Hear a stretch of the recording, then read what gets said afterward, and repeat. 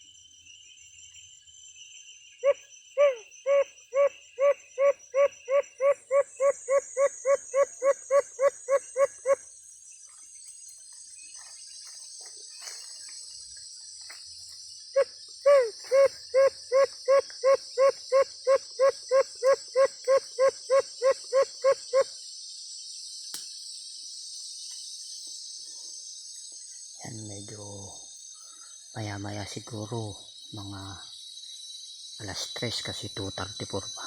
Mainit pa mga guys. Sigurado yan mga alas 3. Maglalabasan na sila.